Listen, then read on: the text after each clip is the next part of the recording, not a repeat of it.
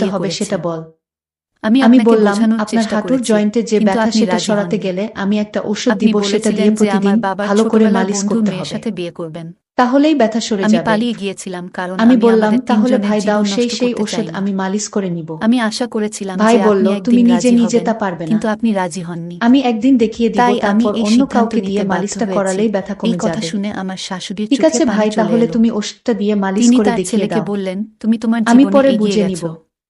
আমি মনে কিন্তু মনে তোমার ছোট ভাবলাম ভাই আপা সুমন এইমাত্র এখনো লাইনে থেমে আসছে। আছে।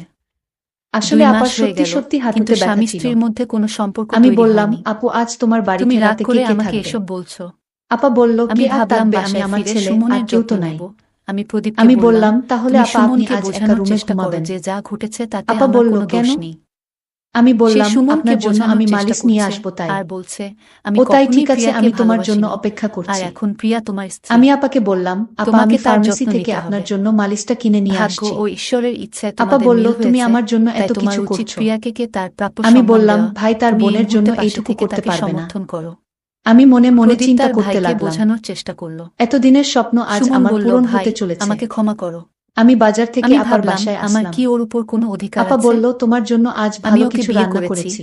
তাই তুমিও তোমার আসো, দাম্পত্য খেয়ে নাও। জীবন নিয়ে এগিয়ে যাও। তারপর সুমন রাতের ভাইকে খাবার জড়িয়ে খেয়ে ধরে আমি ক্ষমা বললাম, চাইতে লাগলো। আপা তুমি এবার রুমে যাও, আমি সবাই আসছি। খুব খুশি ছিল আপা এবং তার রুমে রুমে গেল। অনেক কথা বলছিল। আমি তার রুমে গিয়ে কিন্তু আমি দরজা বন্ধ কোণে করে দাঁড়িয়ে সব দিলাম। দেখছিলাম। তারপর আপাকে সুমন বললাম, কি করবে আপা আমি আমি এবার জানতাম না। তোমার চিকিৎসা শুরু করতে রাতের পারি। খাবার খেয়ে আমি সবার আপা পাত্র বলল, ধুয়ে না, আমি নিজের রুমে তোমার চলে লক্ষণ এলাম। বুঝতে পেরেছি। আমার মনে আমি দুশ্চিন্তা এইমাত্র ছিল, চাচা আমার কাছে অনেক ফোন প্রশ্ন দিছিল। ঘুরছিল। আমি রুমে চাচাকে বললাম, ঢুকতেই হঠাৎ তোমার ছেলে ঘরের নাকি আলো নিভে ডাক্তার গেল। হয়ে গেছে। আমাকে পিছন চাচা থেকে বলল, কেউ ধাক্কা আরে কি দিল। বলো, ও তো মেট্রিক আমার পাশ হার্টবিট করেনি। বেড়ে গেল। তাহলে ও কি কেউ করে আমাকে ডাক্তার চেপে হবে? ধরেছে।